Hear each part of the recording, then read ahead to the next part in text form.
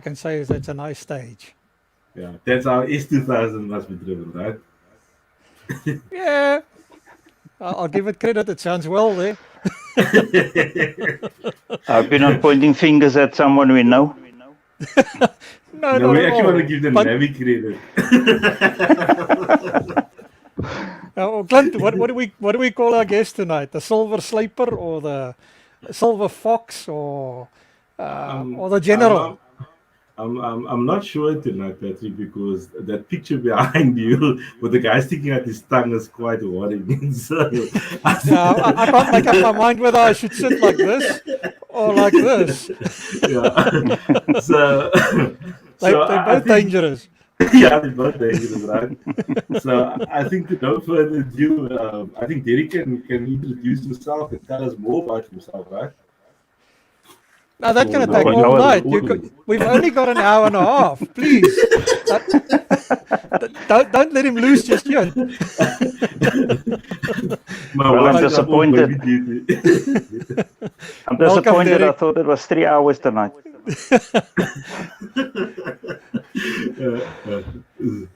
So, Derek, right. Go start right in the beginning. That's many moons ago. I'm going to give my age away because I've got a matching hairdo with you here. But we've come a long way together. Take us back to that to the early days. Who's Derek Jacobs?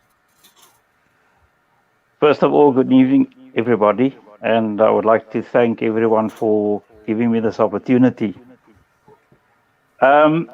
Yes, I'll try not to give many secrets away tonight, including your age, Patrick. But yeah, my career with rallying and motorsport in general goes very, very far back. And yeah, I'm going to give my age away. It started at high school when I used to take my pocket money to purchase the magazines, and that's where I saw my first rally car, which was the BDA Twin Cam Escorts, which Ford brought to South Africa. And then I was at my sister's, my nephew's christening, and her husband's brother-in-law, and it sounds complicated. We were chatting and we knew each other for as many years as the family was together. And only then, after knowing him, that he actually belonged to a rally club. And he asked me if I wanted to go with him on a rally. And you will know him. His name is Gregory Kakora. And I said yes. And I asked my parents and they said fine. I was still at school. And I went on the Total Autumn Trial in 1977. He was the chief marshal on that rally, and it was a baptism of fire because 5 o'clock in the morning, he went too quickly into one of the corners in the forest there in Garabou, and we went roly-poly down the side. And that was my introduction to rallying. You started early with the rolling business. Yeah, well, they say you haven't rallied until you rolled, so I got that out of the way first, so that I could enjoy, my rallying, and then I started marshalling with him at around about the time I finished my schooling, and then when I did my apprenticeship, I managed to buy a vehicle, and I then joined the Marshal Club, the Cape Rally Controls Group, and started marshalling on my own. And for my sins, I was the chairman for that club for, I think, about 7 years. And I was watching Theo and Andrea them the other day, and it just brought back all the good memories of the times we used to have when we did all the rallies. And I must tell the viewers that back in the day, unlike today, we used to have 50 cars on a regional rally and 80 plus on a national rally, and we had 2 national rounds in the Cape. So if you did a control in those days, as they said, you could stand 3, 4, 5 hours at one spot on one event. Then there was a gentleman named Jimmy Bartnick. He was the president of our club at the time, the Cape Car Motorcycle Club, and he took a liking to me, and he invited me along one day to go with, while he was plotting one of the rallies. And he needed someone to help him with the road book. And having done technical drawings at the Technicon, I tried it and I quite enjoyed it. And according to him, I understood how the pictorials work, or the tulip diagrams back in the day. And that's where my long career as an organizer started. And that was in the early 80s. I used to go out with him to put rallies together.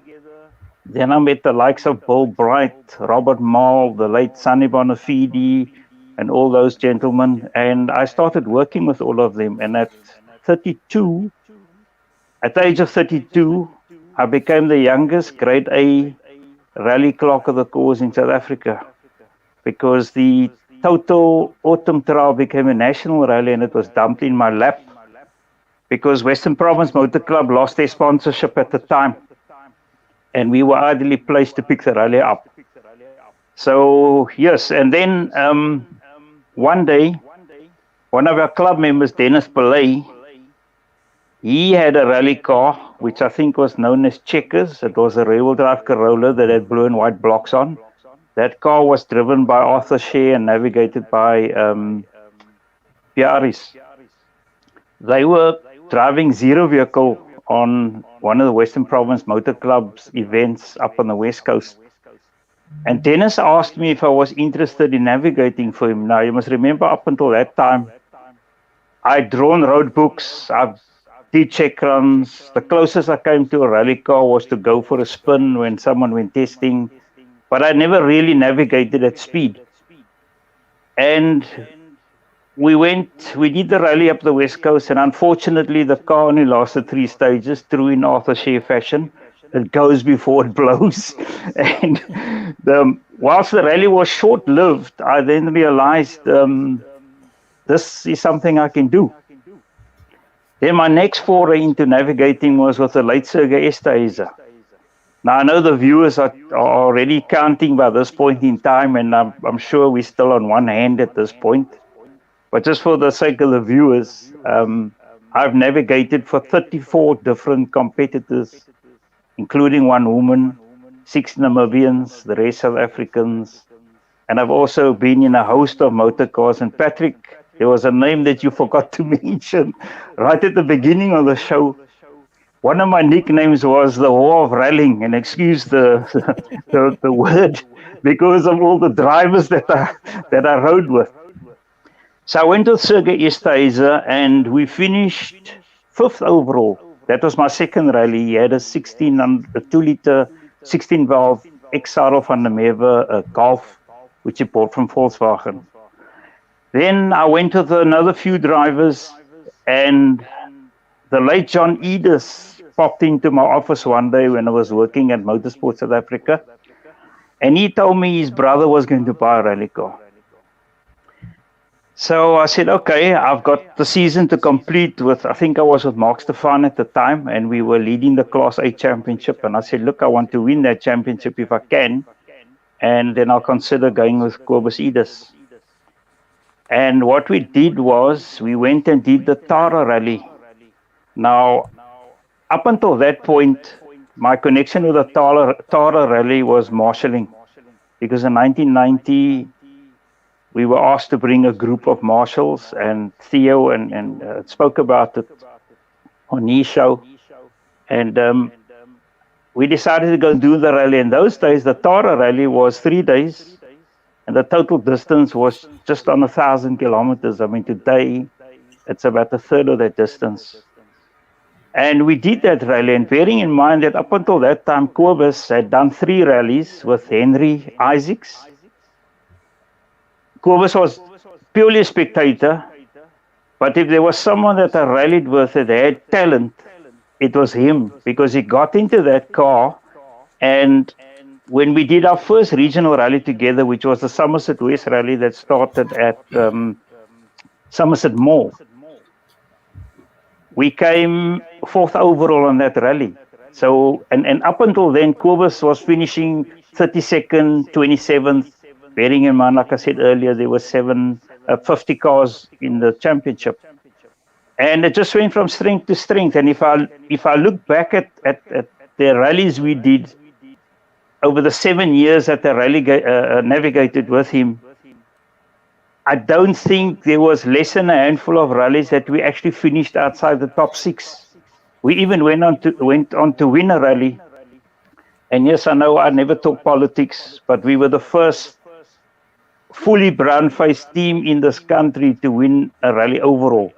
When I say brown-faced, driver, navigator, service crew, everybody was of the same shade in that team. Yeah, that was my first win also, and it was, I think, one of my sweetest victories to date, because I'll never forget that day.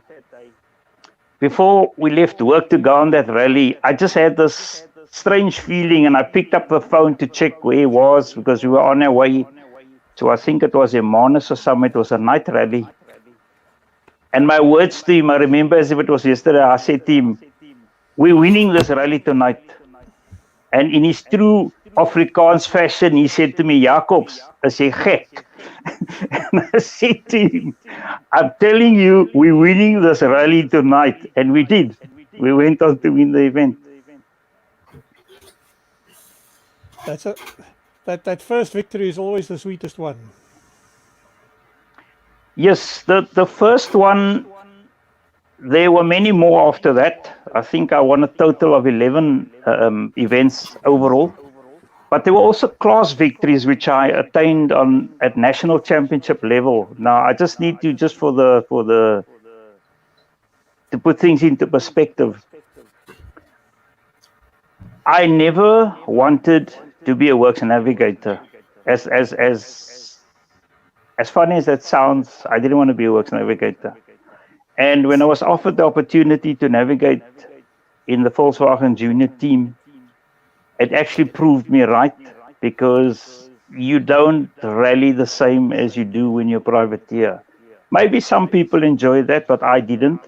And the reason it took me 20 years to win the Western Province Championship was because I always rallied with younger drivers. And my forte, and still is to assist the driver in gaining that confidence and going quicker and understanding the car that he's driving. So I enjoyed that more than actually being in a works team. Although I must say that I did have some very good rallies when I was riding with Insamandi from Durban. I mean, we won A5 in spectacular fashion in those days there were 12 cars in our class. Kuguzulu was one of our main contenders, and in those days, anyone could win that class on a rally. It was so competitive. Mike's not going to like you calling him a junior, that you assist him to drive better. Yeah, let me I can tell you some amazing stories about that Mitsubishi.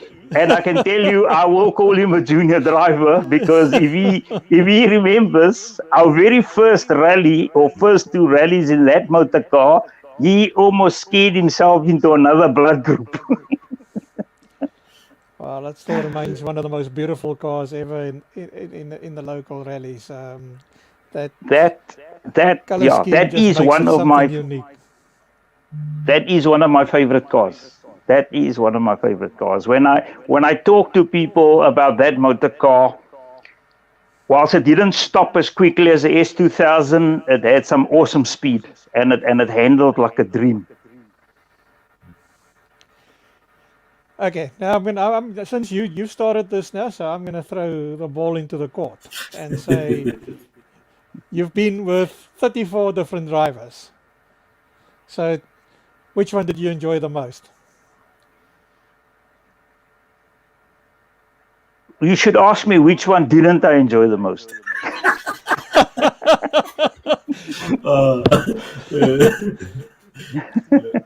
I will tell you which one. I enjoyed riding with all of them, because everyone came with their own challenges. Even now while I'm rallying in Namibia, they all come with their own challenges. And I can tell you, whilst the car was fantastic, it was a Mitsubishi Evo 6 Tommy Mackinnon edition, I didn't enjoy being with a driver. And I don't have to tell you who the driver was because I'm sure you can walk. You can. I won a rally with him, by the way, but it wasn't an enjoyable event. Next question. The reason why I'm going there is sometimes your most enjoyable events are the ones where you actually ran into problems. You don't necessarily go home with a great result, but everything just clicks after having had that problem, and you have a fantastic sort of bond in the car, which just makes that event something unique. And I'm sure Derek can highlight a few events like that in his career. One of the rallies that has that background is a rally I did with Dave Compton. He drove for Sasol. He was a circuit racer, and they put him in a rally car. He drove the Yaris, the A5 Yaris, which was a 1400 or 1300 back in the day. And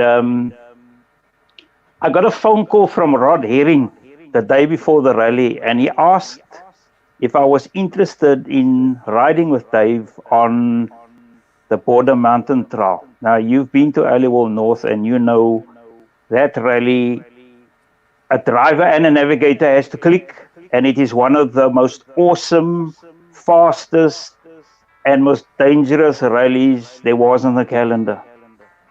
Because if you went off on those mountain passes, they wouldn't go and look for you. They will just throw the flowers over the side. But it was one of the most epic rallies on the South African rally calendar. And I got on a plane the morning.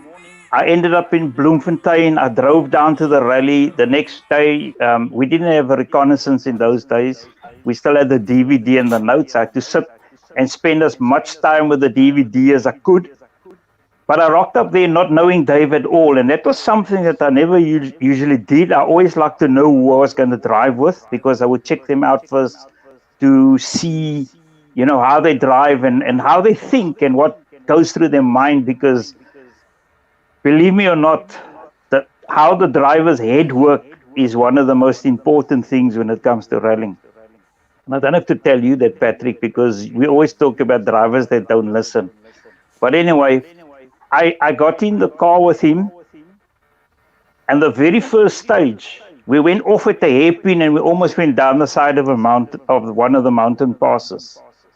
And I told him before the rally started, I said, I'm not going to tell you how to drive, but I'm going to try and assist you, because I know racing drivers, with my experience with a racing driver, they are the last of the late breakers. They think they can brake late for everything. But unfortunately, you and I both know gravel is a different story.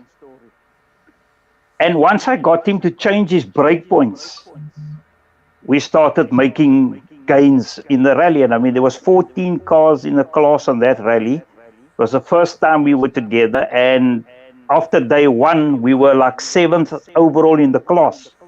And I remember Andre Kleinweg was still competing. There was Gugu Zulu and a couple of others. And on day two, Chart Conradi was another one. And you know Chart Conradi, as Andre always used to say, when Chart used to get that chainsaw murderer look on his face, then everybody must stand back because you're not going to stop him. But anyway, and then things just got better. And we got to the last stage, and I remembered as the last stage started, it started drizzling. And you know those roads are very slippery. And I said to Dave, and we had progressed. I think we were second already, or almost. I think we were just on the verge of taking the class win. And I said to him, you listen to me, because Andre was breathing down our necks. And I said to him, I'm going to talk you through the stage, but you do whatever I tell you to do. You don't overdrive the car, and you just keep it neat and tidy, which he did. And I thought Andre was going to take us. And when we came out of that stage, I was surprised to see that we actually took 25 seconds of Andre, and we went on to win the class. That was one of my most rewarding, because early on in the rally, he overcooked it also in one of the corners, and we climbed an embankment, bent the suspension, and I thought that was the end of our rally. But like I always say, and that's one thing rallying has taught me also in life, never give up. Never give up. And when things look like it's against you, You just keep persevering and you'll see. You will eventually break through and you will win. That's true about this game. It is a survival. And to a certain degree, I miss that from the tulip days, the longer events, the adventurous events. Um, and you were fortunate; you retained that to a certain degree with the Tara in Namibia. That still remained the ultimate adventure event. But it's something you can touch on as well with your experience going to both sides of the coin, the tulip era and the new pace note era or safety note era. Take us through both sides of that. I was thinking, because watching your programs, there's a question you always ask: what do navigators prefer? Do they prefer the tulips or do they prefer the pace notes? I'm a huge fan of the pace notes because it's safer, but whilst it's safer, it's faster. And if you do crash, you crash bigger. But there's more commitment in the sense that you are at a higher speed, unlike in the old days with the tulips. The driver drove on a lot with what he saw. And there I also take my hat off to a driver because he had to sum up every corner and every situation with a minimum of information that he had. And that molded a lot of drivers. And it also meant that when a lot of drivers from the old era went over to pace notes or safety notes, they had a hard time adapting. But I thoroughly enjoy safety notes because as a co-driver, you play a bigger role in the car. And there's another thing that you always talk about where drivers believe they are the be-all and the end-all in a rally car. That's not true. That's not true. Because without that co-driver or navigator reading the notes the way they're supposed to be read, that oak ain't going anywhere. He's not going to go as fast or as committed as he or she thinks they can. So what I must say is, what was challenging in the old days, where you and I come from, was when we used to drive these rallies only at night and we had tulips. And just to explain to the viewers the difference between tulips and pace notes, the pace notes is a shorthand version of the road ahead of you. So virtually every 20, 30, 50 meters is described in the notes, telling you what the corners are doing, etc., etc. But the tulips will only give you change of direction, cautions, and if there was a cattle grid or a serious jump or a tight corner or something. And that was it. And the 200, 300, 400 meters in between instructions, the driver had to drive on what he saw. And I'm sure most of the times the driver was driving by the seat of his pants. And there was an old saying which we conjured up, saying that, you had a good stage when you got out of the car at the service park and had to pull the seat out of your backside. There's another aspect you're just touching on now, and that's, of course, night and day rallying. We grew up in an era where most of the rallying took place at night, and it's something that has gone amiss.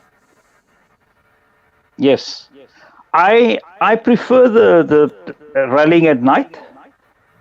Like someone mentioned somewhere that you don't see all the dangers, and when you drive through there during the day and you ask yourself, what the hell? But that was part of the adventure.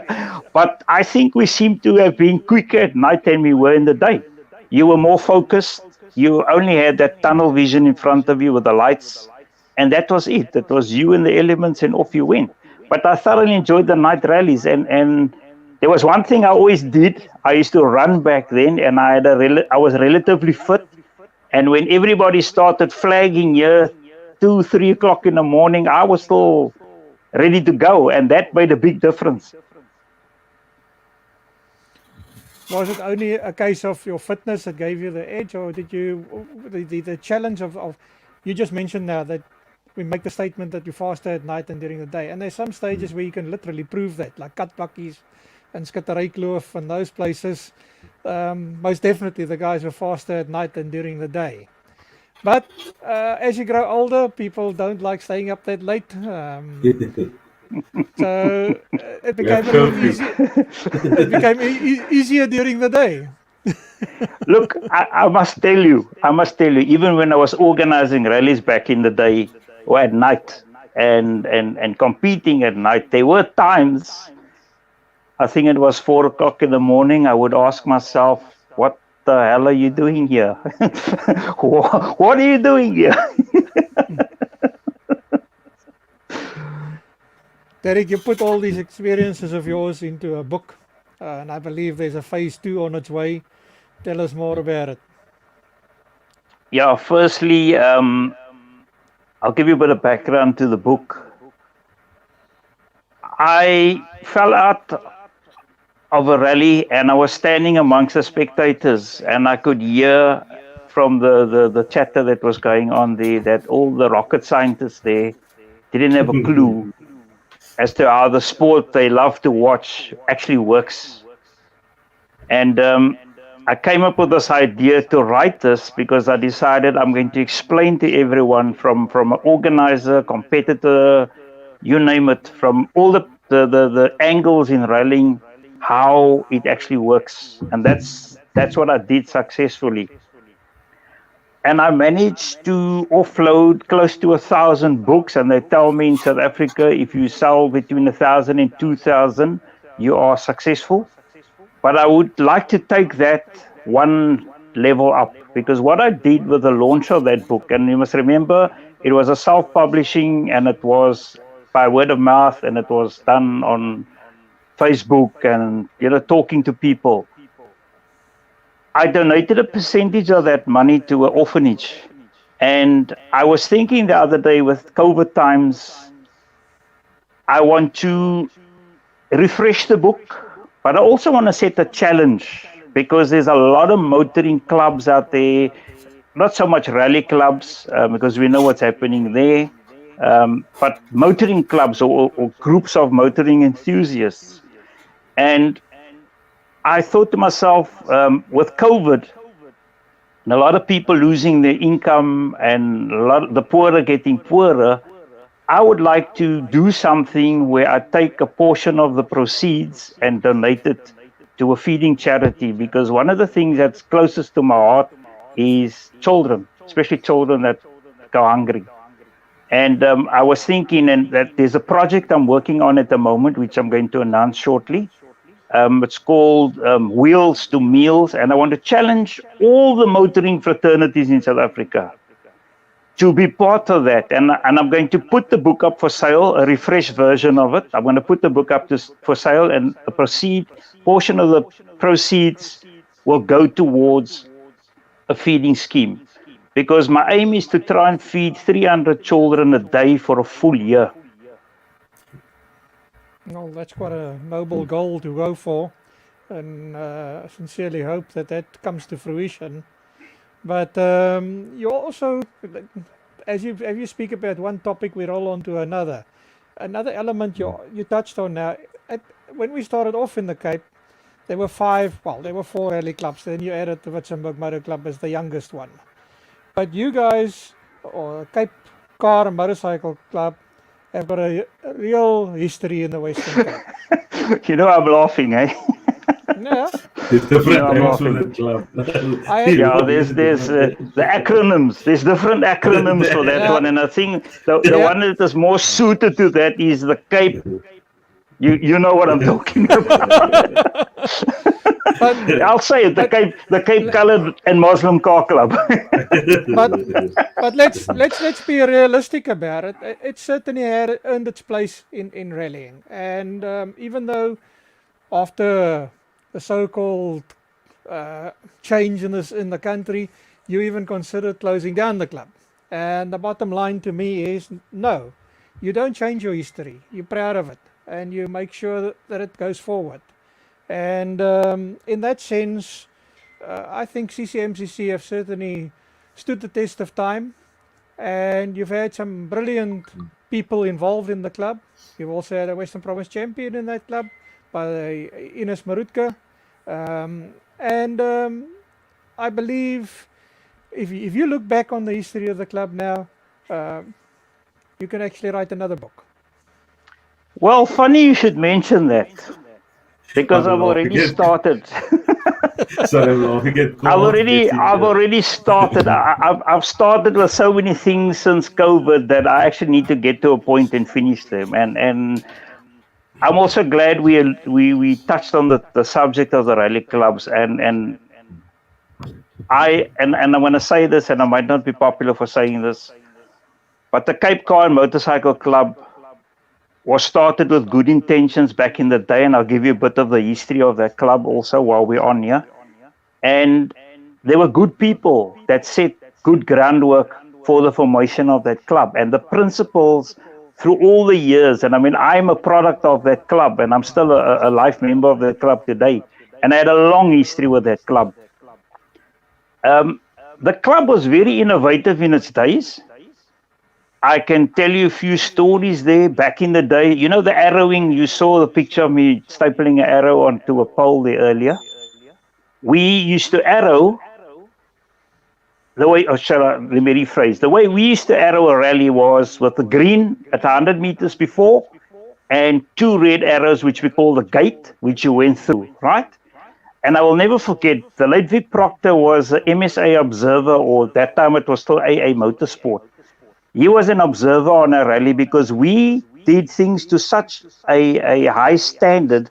We were aiming at getting national championship status for the total autumn trial, which we eventually did after many years of trying. And I'll never forget, I was the clerk of the course on that rally, and he rocked up at Clipdale and he opened his boot and he pulled out a bunch of stakes and arrows and he threw it on the ground and he said, "What are you guys doing? You're spoiling the competitors. You know, these guys must drive in what they see."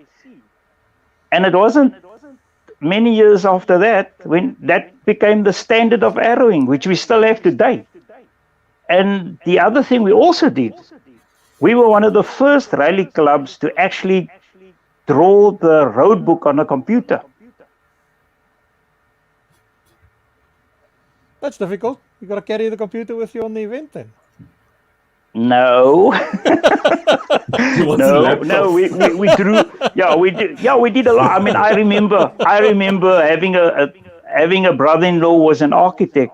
When I started drawing the road book, which I did for about 7 years, I got the stencils and all the set squares and stuff, and I drew one of the first neatly drawn road books, because you will know back in the day everybody drew the road book freehand and they wrote the mileage in the side. Now our mileages were neatly stenciled, and I mean, I used to sit from one night after work till the sun came up the next morning and used to go to work the next day, and I did that for 7 years on those events. I don't think people appreciate the amount of work that goes into organizing. No, they don't. They don't. I always say. Sorry, go. Carry on. Now, I always say, you know, it's easy for a competitor to moan. But if a competitor actually appreciates and see what goes into putting a rally together, the hours that are spent, I mean, the thousands of kilometers that are traveled, the sacrifices you make. You know, I want to go back to the rally club, but I just want to touch on this quickly. I mean, I remember the days when I used to take off from work and I used to take the late Sonny Bonafide to Oudtshoorn to go and put the national rally or the international rally that used to take place in Cape Town. We used to leave here early in the morning. I used to drive him through to Oudtshoorn. We used to set out the 7 stages there, and I used to bring him back home. 8 o'clock the night, we were back home again. Did you drive the legal speed limit though? We won't talk about that now. We won't discuss that. But I mean, coming back to the club.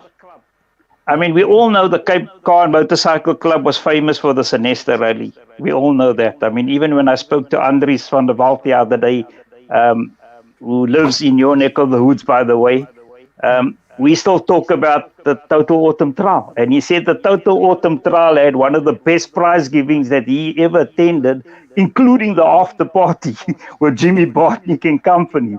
And, you know, I also need to say thanks to Oaks like the late Bill Bright, who always stood with us and assisted us and helped us to where we wanted to be. But the story of the Cape Car Motor Club is a very interesting one, because for those that don't know,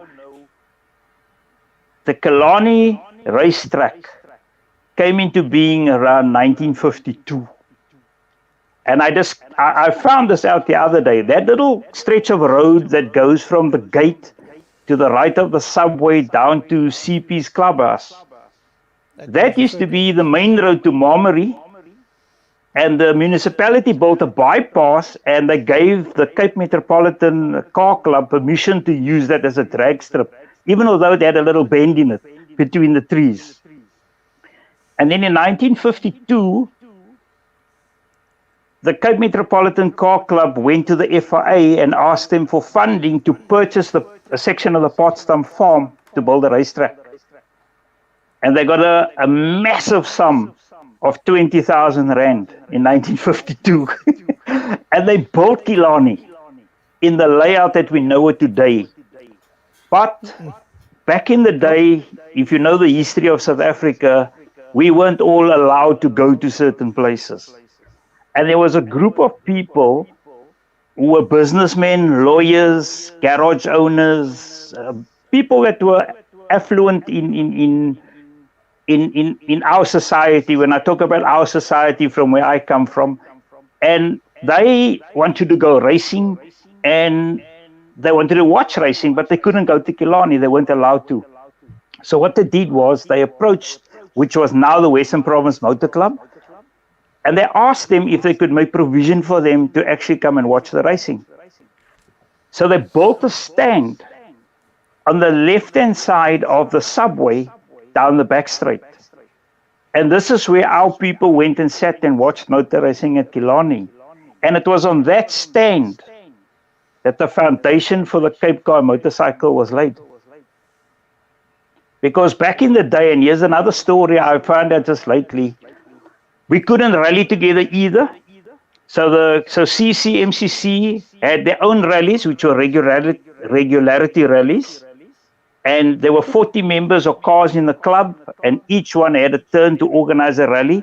So they were organizing 12 rallies for the year, but they were rallying on their own. And then at some point, as things got better, they started taking part in the other clubs' events. Then they were allowed to compete together. But even in those days, they weren't even allowed to have a club meeting. They had to go to the police station to get permission in order to hold a meeting, because if they didn't, it would have been perceived to be a different rally.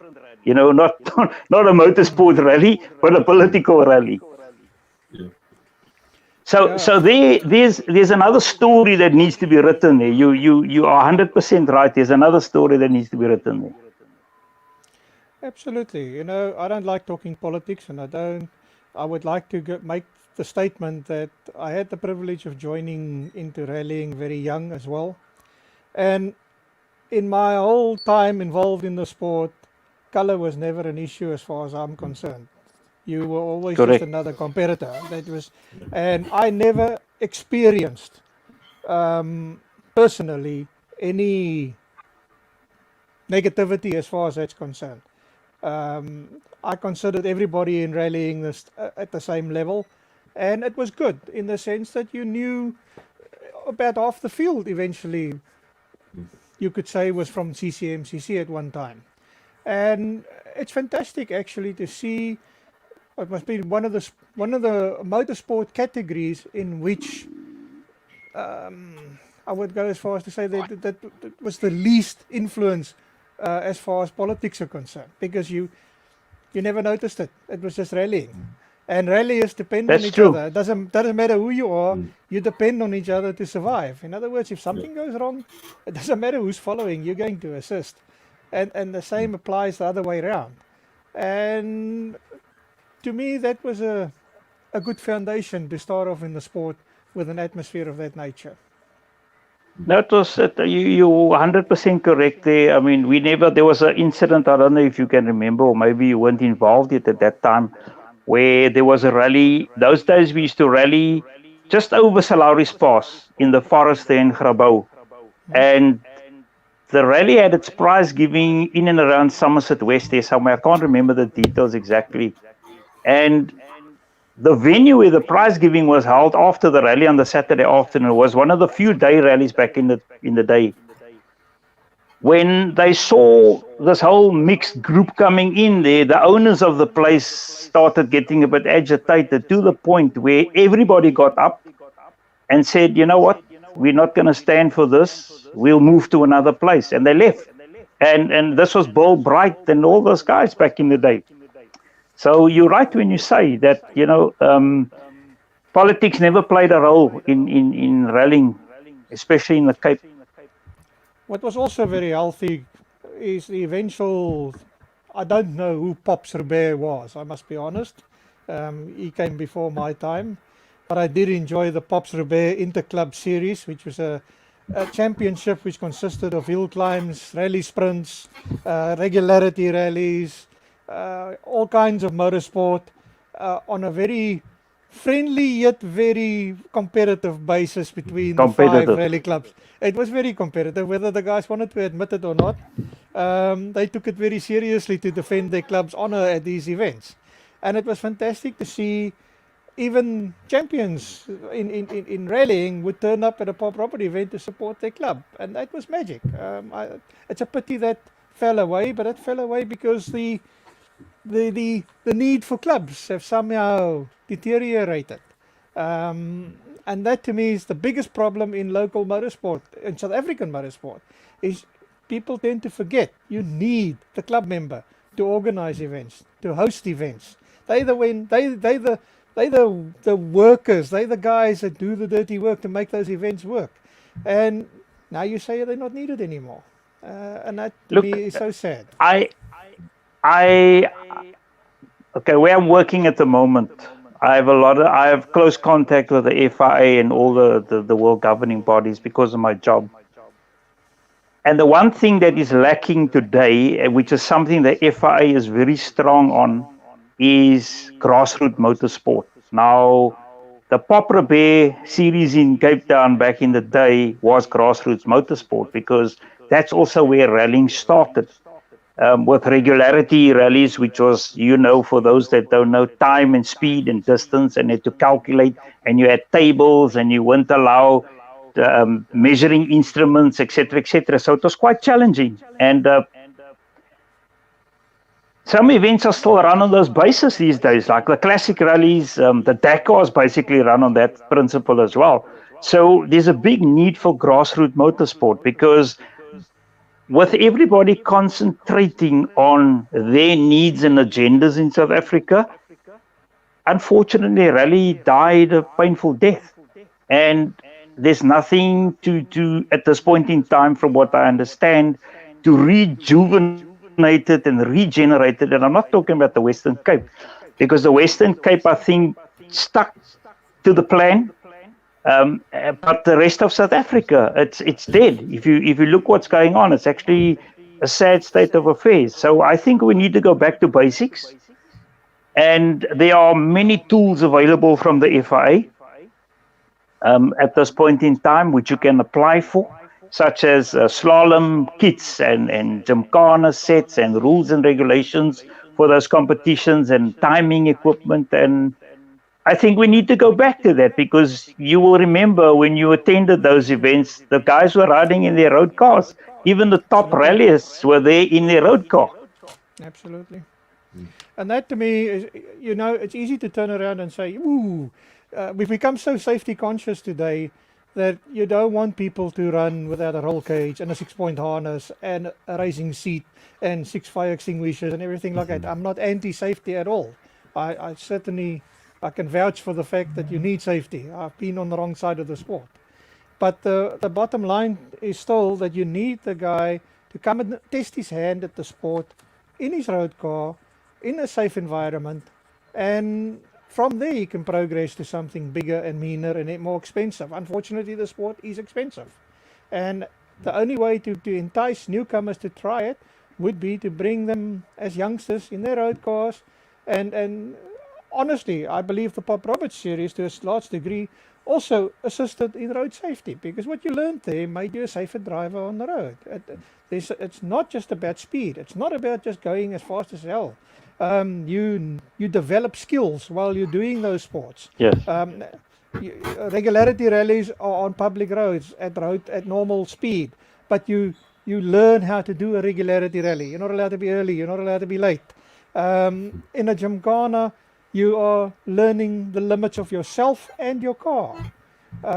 In rallying, possibly a special stage or two, you're going to test your limits on gravel or on tarmac.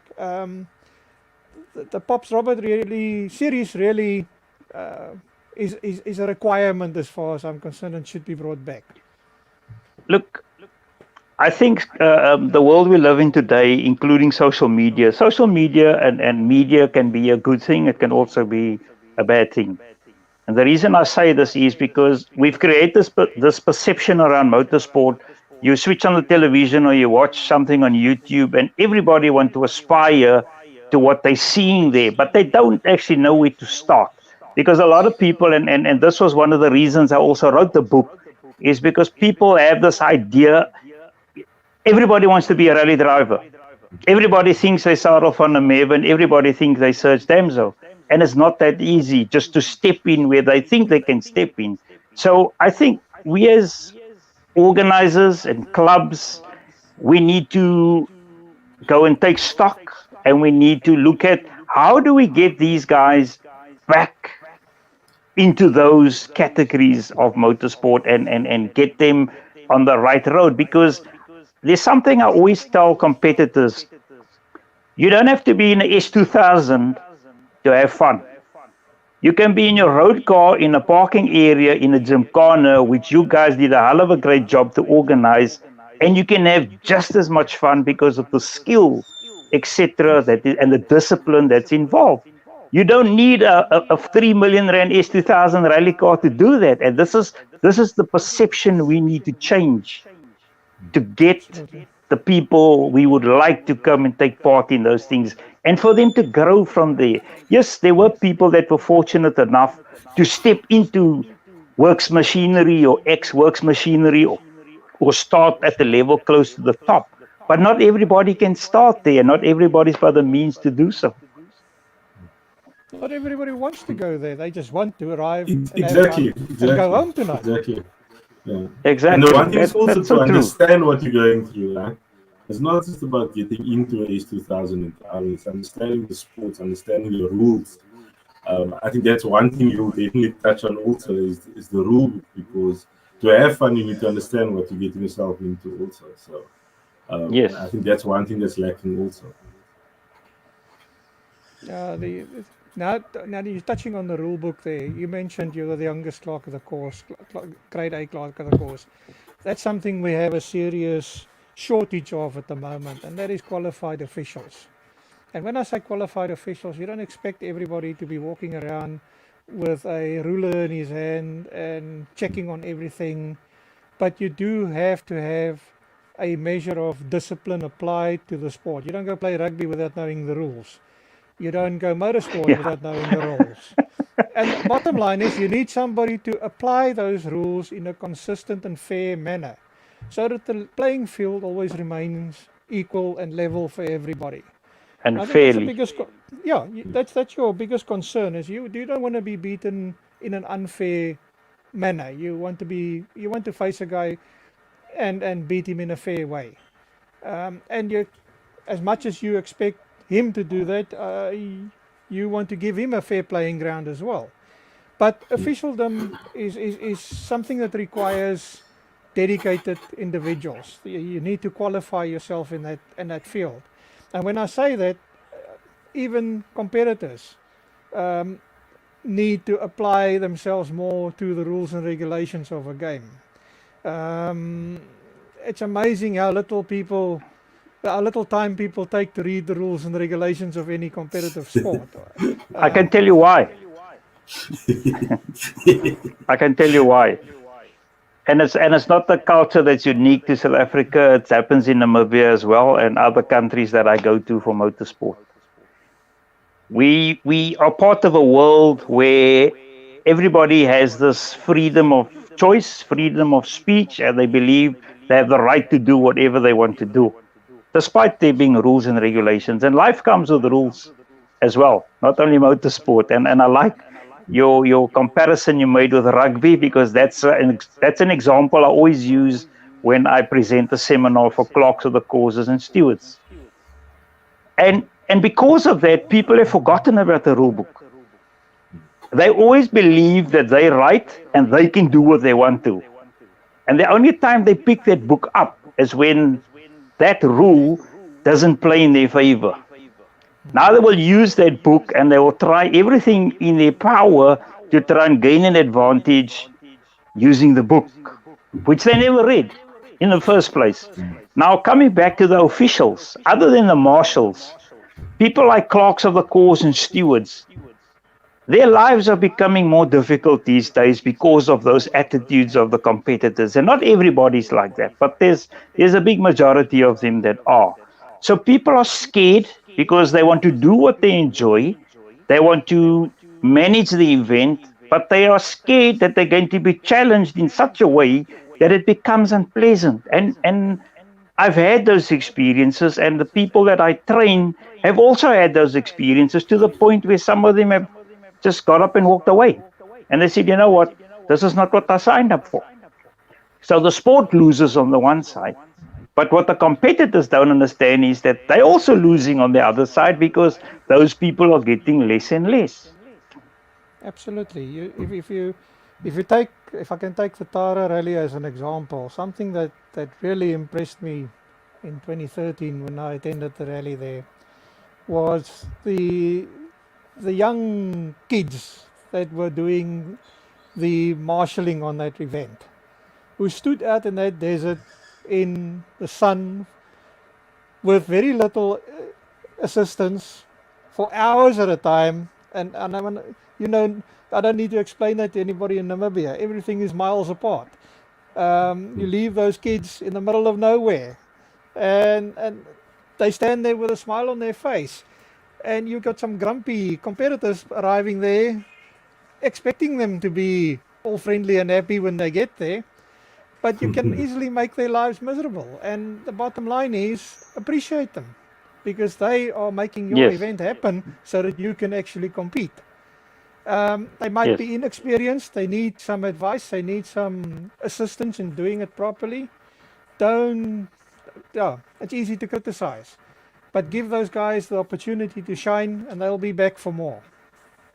I must tell you, we're talking about Namibia, and I had also very fond memories when I was watching the Croys the other day, because we spent a large part of our lives together with rallying and on the marshalling side of things. And I can tell you, when I joined the marshalling club back in the day, there were oaks like Ben van der Westhuizen, Dan, Elizabeth, Robert Mall, all those guys. I mean, I'm talking about 1981, because that's also how long I know Dan and Elizabeth. And everybody that belonged to that club was dedicated. I mean, as Theo mentioned, we never had a problem to put 30 marshals together to go and marshal on an international rally here in the Western Cape. And like I said earlier, because the fields were so large, you did sometimes 4 controls in one rally. You didn't even have a chance to sleep. The only time you had a break was when you drove from your one stage to the next stage. But we never had a problem. We didn't have to beg people to come. The people, like you said, were asking us, when's the next rally? So what are you going to do about it now? Yeah. Well, what has changed? That is the question that has to be asked now. I'll tell you what has changed. I might sound like I have all the answers here, but from where I sit, I've made some observations. We have a challenge of our own these days, and it's called simulators, Xboxes, PlayStations, computer games, and things like that. And that's what, and that's what we are up against today. what we're doing might not be attractive enough for these youngsters today. It's true. We live in an era where everything can be done in your lounge. You don't have to move away from it.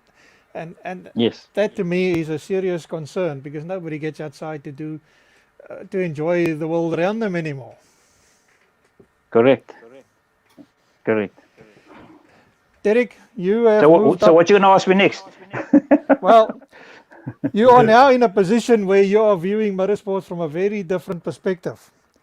You see motorsport in different countries. You see motorsport at different levels of competitiveness, and certainly it must have changed your perspective as to what is required to rebuild the sport to what we would like to see running again. Yes, I must tell you, the opportunity I've had in Namibia has also made me look at things differently. This is why I could say what I just said now, because I'm in a position now where I need to also look at all those things, because I'm right at the forefront of the federation that I work for. So unlike when I used to work for Motorsport South Africa, where I was just a number in an organization, despite the fact that I was the administrator in the Western Cape, I run motorsport in the whole country. And this has also led me to be involved with other federations in Africa because of the FIA. So we engage a lot with each other, and I've learned from them also.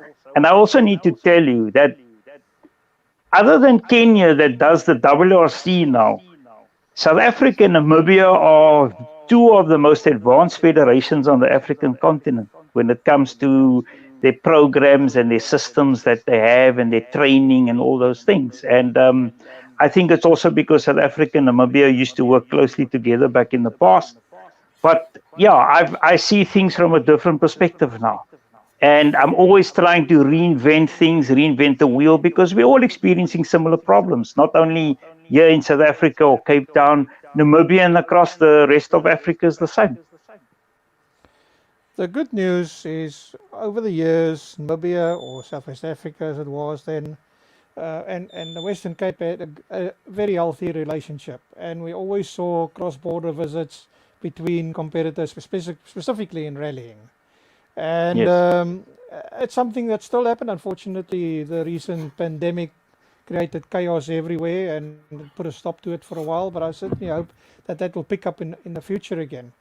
But the topic I would like to touch on from your perspective now is there's been a lot of progress in raising the standards at Tony Rist Raceway, and that would hopefully see some collaboration between South Africa and Namibia in future, where maybe South African series could go visiting there, and we'll see more of your guys down here. Yes, we are busy with programs at the moment. I think we had a program earlier, a few months ago, on the Tony Rist racetrack, because it also has a very colorful history, not in a bad sense, in a good way. And we as the federation, we had access to funding for those that aren't aware of the backstory. And one of the things the federation endeavored to do was to try and make the circuit safer. Because as you know, that is the only tar racetrack in Namibia. A lot of people don't even know that Namibia has a race circuit. So what we did was, because it lays it's built on the side of koppies, hills for those that don't understand Afrikaans. The track has very huge drop-offs on the side, and in some places the shoulder of the circuit was very narrow or non-existent, which was dangerous, because if you went off, you were going to have a huge accident. So we looked at how much money was available to us in that grant, and we had to choose very carefully and prioritize what we wanted to do. So the Namibia Motorsport Federation decided to do some civil works to the tune of almost R1 million. They redid some of the drainage. They widened the shoulders on both sides of the track right around the circuit. They chopped away some of the hills, because some of the corners had embankments on the outside, which was rock. So they cut all that away and then they fold in other areas. So the track looks totally different now. They are busy repacking the tires. They need to redo the curbs in some areas. And hopefully, I spoke to Richard Slamet, the chairman of Witzenberg Motor Club, on Monday, and he said they're hoping to finish their part of the job by the end of January so that racing can resume there again. And the good news is, if I'm not mistaken, you can now use the circuit in both directions. Yes, they used the circuit in both directions in the past, but they ran it clockwise because, as you know, if you run it anti-clockwise, from the last turn at the top of the hill down to the hairpin left at the bottom was one hell of a long straight, and it was downhill as well. And we've had cars go off and crash there at 250 kilometers per hour, unfortunately, with no serious consequences. So they decided to make it safer. They will run it clockwise. But I heard from Tony Rist that the track was actually built to be run clockwise and not anti-clockwise like they used to use it in the past. Well, we'll leave that up to them to make the decision once it's running again. But it's great to see it running, and of course the other element that I'm sure there's a lot of work going on behind the scenes must be Namibia's favourite child, the Tara Rally. Yes, the Tara Rally, and there's another book that can be written. And I was actually chatting to Andries van der Walt the other day, and you need to watch because there might be a few books coming. Some might be 100 pages, some might be the size of a telephone directory. But there's a story with the Tara Rally which not many South Africans are aware of. Firstly, how the rally came to being, and Total's involvement in the rally, and people will notice that. For those of you who do know, the emblem of the Tara is the cat, a Siamese cat. Now, people don't associate the cat with motorsport unless it's a Jaguar. But in this instance, the cat, Tara, belonged to one of the organizers, Dennis de Wet. And when they organized the first Tara rally, they didn't know which direction to go. And they had the maps open on the table, and the cat jumped on the table and walked across the map. And someone got the brainwave to say, why don't we go in the direction the cat walked? And that's what they did. So they organized the rally in that direction, and they named the rally Tara after the cat. And now it has a huge and successful history, which needs to be put on paper. Yeah. If I may, yes, South Africa has had an involvement all over the years. There are some of South Africa's top rally champions that have won that rally more than once. We're talking about Sarel, we're talking about Serge, Jeff Mortimer, Enzo Keen, Ergen Fecken, and a whole host of them. And the competition was always tight. Yeah, they all won it. They all won it twice. There's only one person has won it 4 times. Jaapie. And that's Jaapie van Niekerk. Right? Look, there were some that were on the verge of winning it for a 3rd time, but Lady Luck didn't play their tune. Well, that's what they say. The cat tends to bite every now and again. I've been involved in that rally for 26 years, and I can tell you, I've been as a marshal, I've competed on that rally, and I've also been the clerk of the cause of 6 editions of the Tara Rally. And I can tell you, when they talk about the cat in his claws, that's a real thing. That's not a story that someone made up, because when you think everything is going well, when there's 2 stages to go on the last day of the rally, after you've just spent hundreds of kilometers and hours in the bushes, the claws start coming out, and you will have a totally unexpected result to the one that you thought you were going to have. Derek, we're touching on many subjects here tonight, and your background in the sport, but we always have to look at what's ahead. Where are you going with, well, first of all, yourself, and where do you see the future of Namibian motorsport going? Okay, firstly, I see myself still in Namibia if they want me there. I'm still fortunate also to be sitting in one of the top rally cars at the moment. As you know, I'm riding with Jaco Redlinghuis, who's an ex-Namibian, 2 times Namibian champion. We're riding in the ex-Leroy Polter Toyota Yaris, which is an awesome car to be in. So I'm fortunate at this age and stage of my life, I still have the ability to be able to navigate in one of those cars.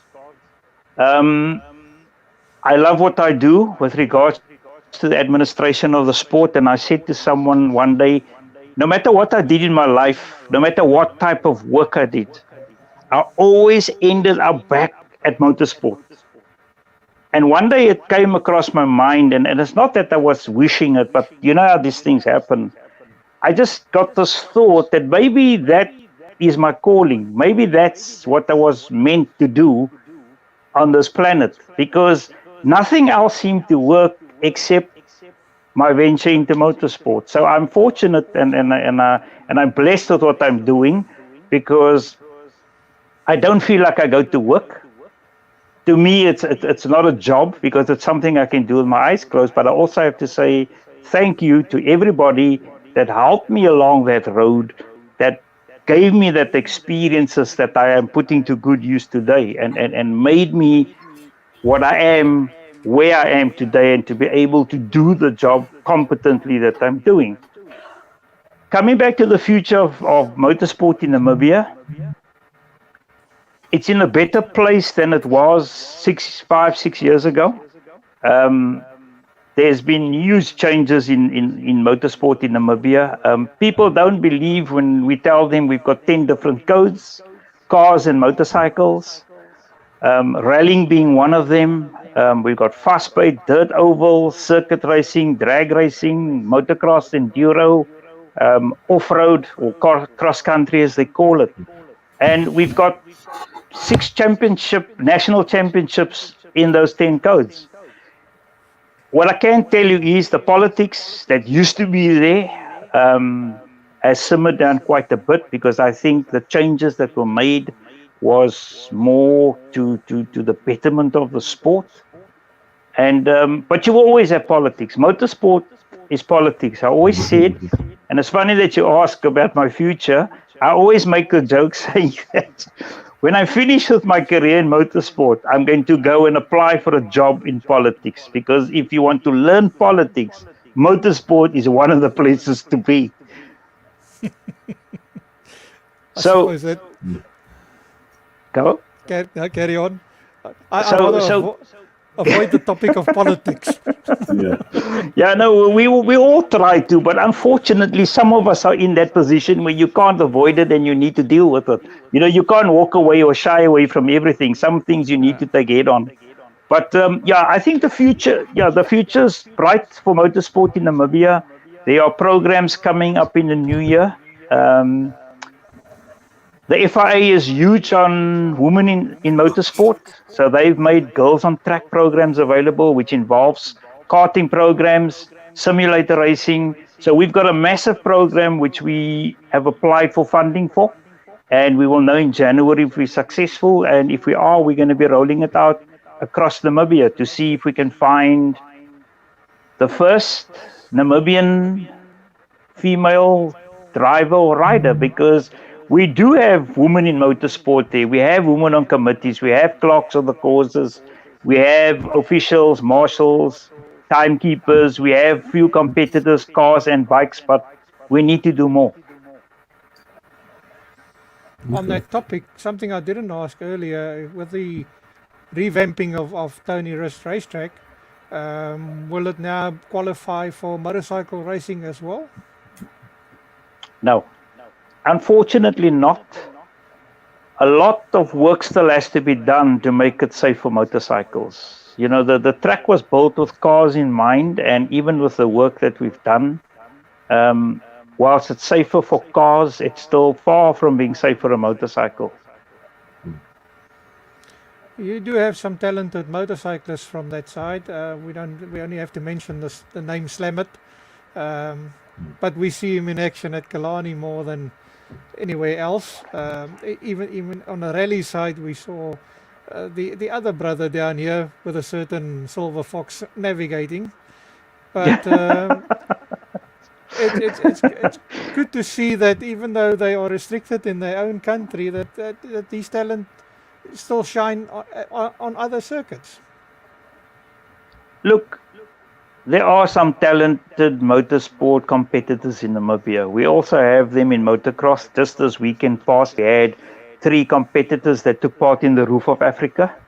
I still need to find out how it went to them. But we have talented drivers there. I mean, like I mentioned, we have Jaco Redlinghuis, we've got Alan Martin, there's Volro Dippenaar, with whom I've also rallied. There's a super talented youngster.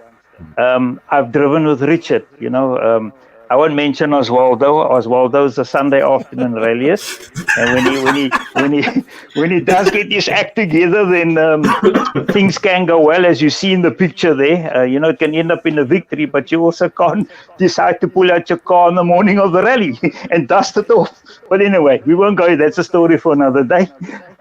But even though I said that, I enjoyed rallying with him as well. The only female that I navigated for came from Namibia, and that was Stefanie Botha, or Stefanie Higo, as we knew her back in the day.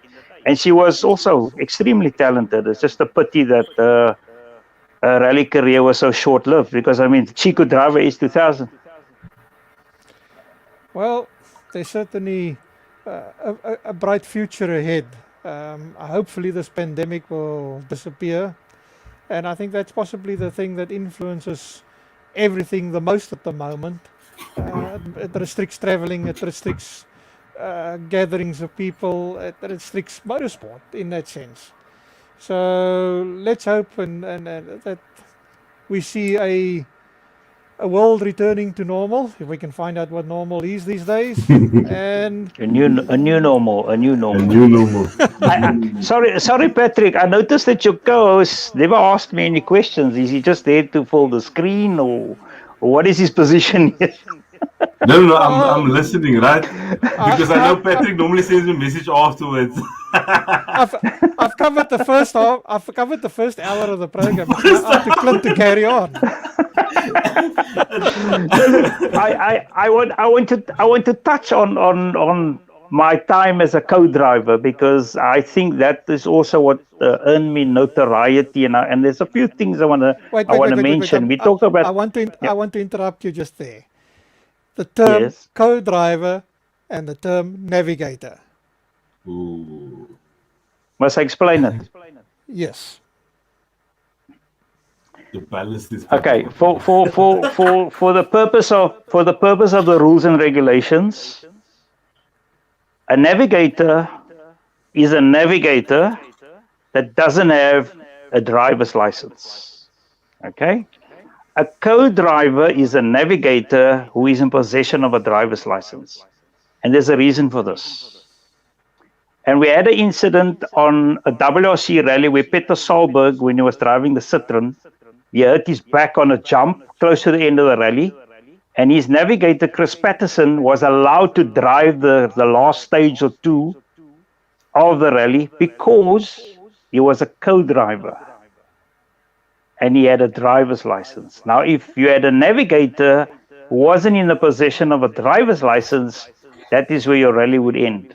They would not be allowed to drive the car unless it was on the stage only.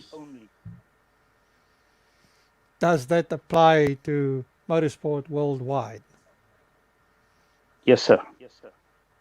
Now the term co-driver, whilst that is the definition by the rule, I think there's also an assumption that the co-driver is an assistant to the driver in the respect that the navigator reads the pace notes.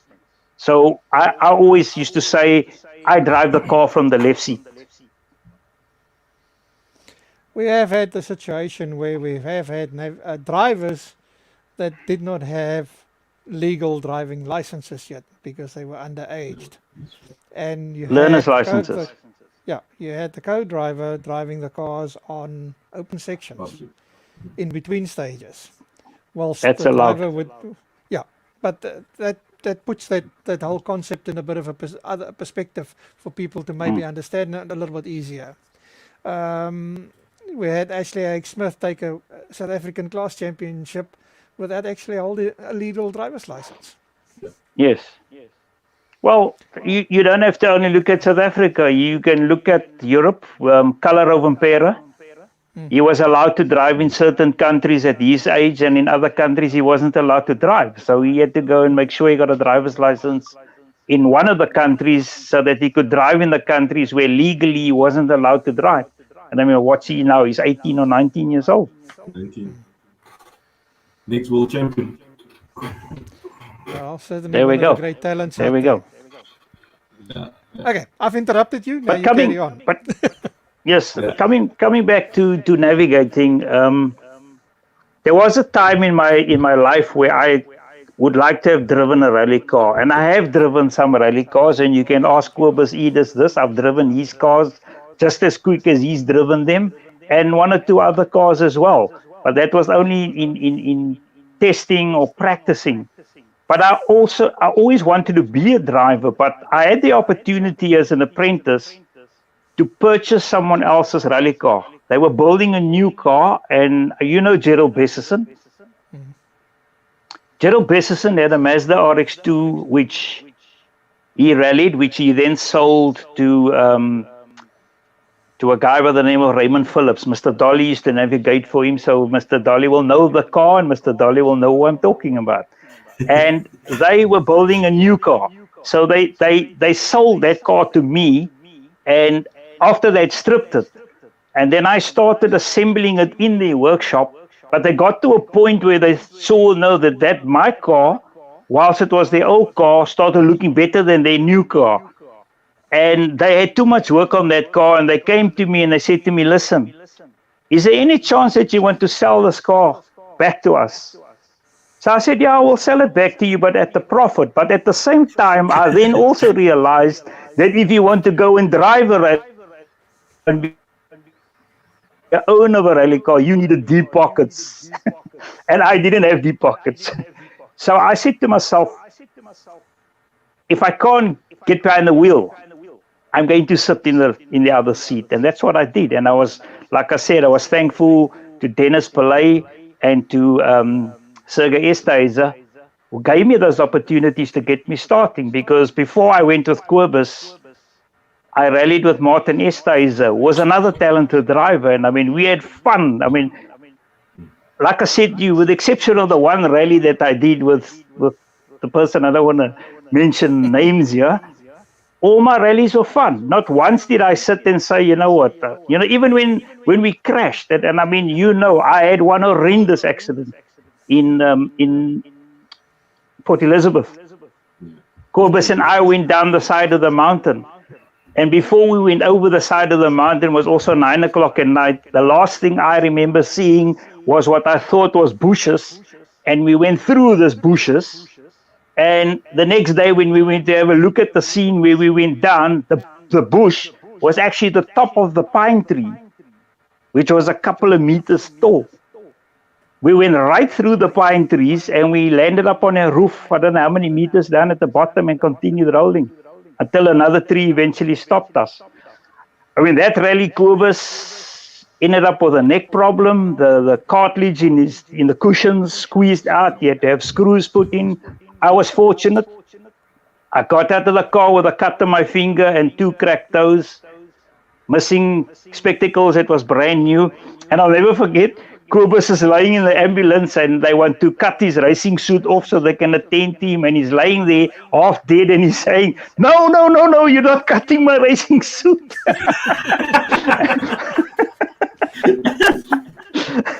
He said, no. And I won't forget. And I'm sitting in the ambulance and we're driving back from Hankey, which is 75 km after PE. And I'm sitting up, bones dead straight. I didn't want to lay down. I don't know if I thought I was going to die or whatever. And I sat there and the more they're telling me to lay down, the more I said, no, I'm fine. I'm sitting up. I want to see where we're going. And Kobus is laying strapped to the stretcher. And Kobus is saying, get this thing off my head. They put that thing on his neck and he's saying, get this thing off my neck. I can't move. I feel like I'm dying here. And I said, hey, lay still, be quiet. You're going to hurt yourself even more. And then it got even more surreal than that.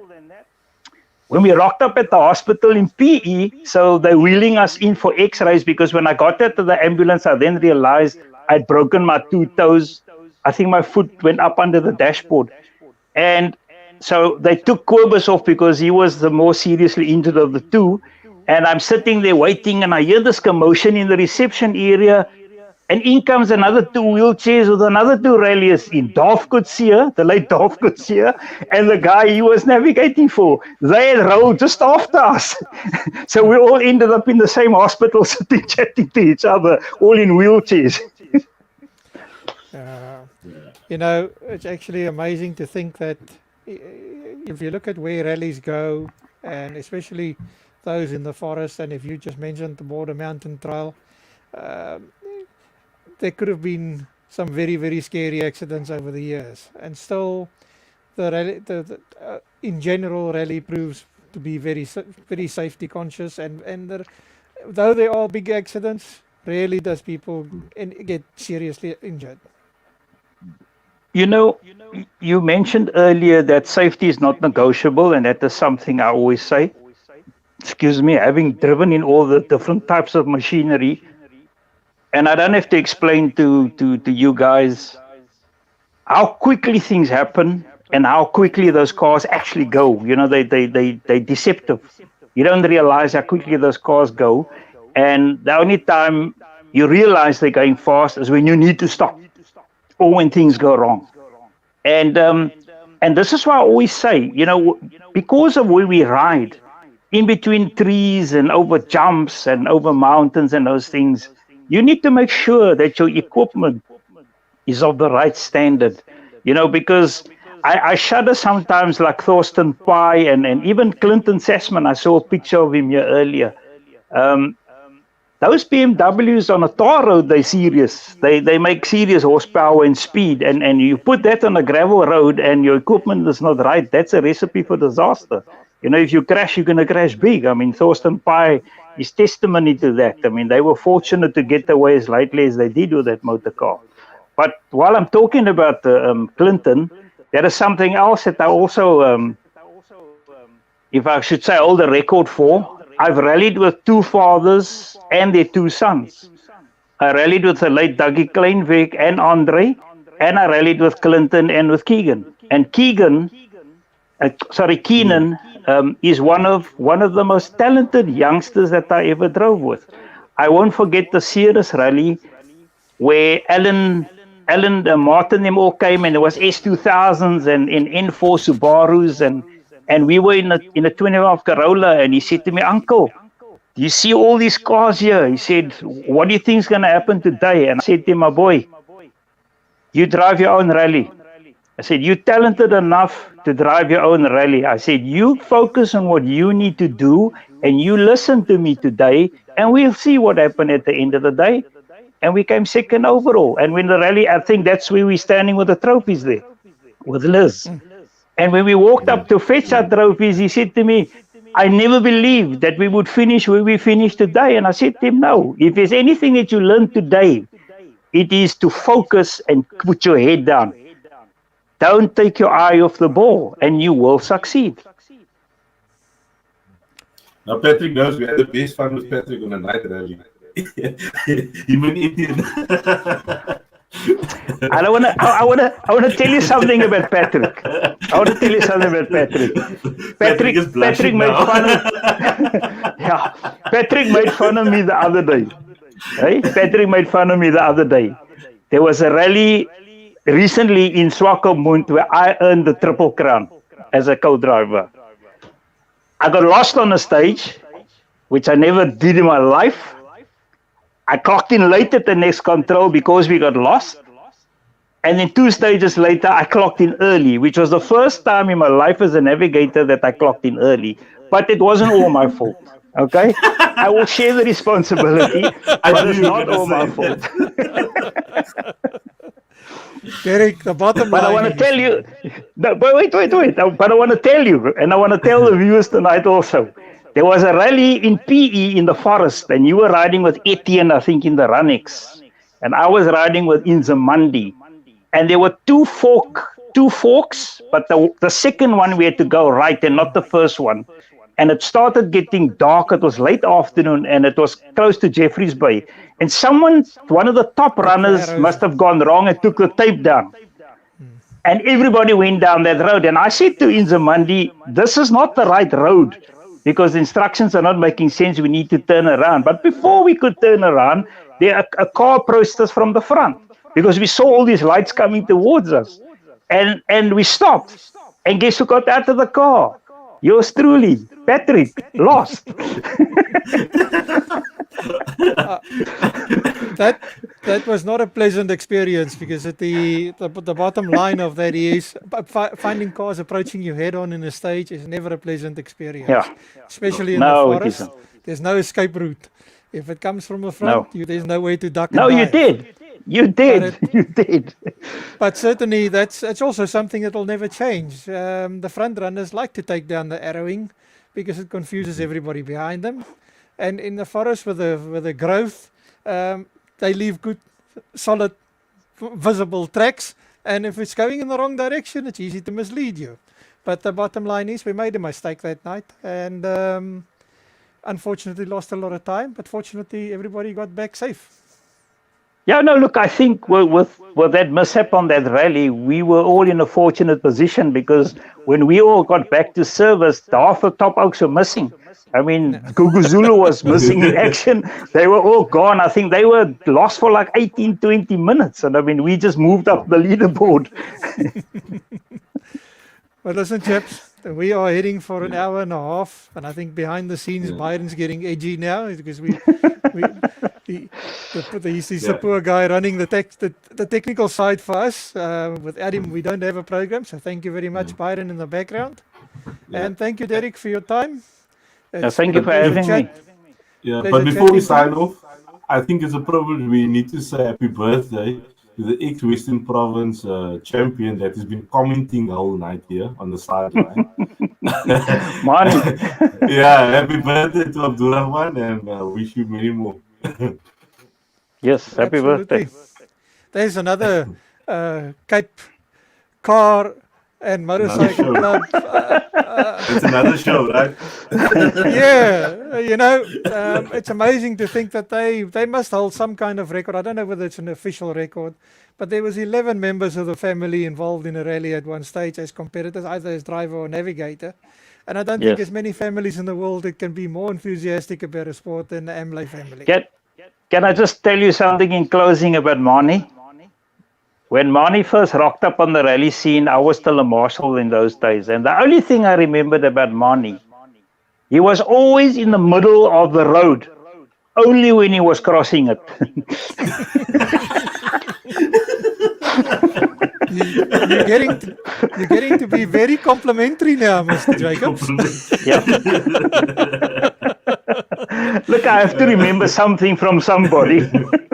Well, let you be warned. You were on the program now. They are still coming on the program. They also have memories. I'm sure, and it's good ones. You need to get Mike Nathan on here at some stage because we've also got some interesting stories which he can tell you about. Well, if I take that picture there that I had in the background a little earlier, where I couldn't decide which side of the picture I should be sitting. That one. That says a lot about the two of you. Yeah, no, we won that rally. We won that rally in the Mitsubishi. Yeah. But listen, chaps, we can carry on all night. Yeah. But let's be fair to our people behind the scenes here.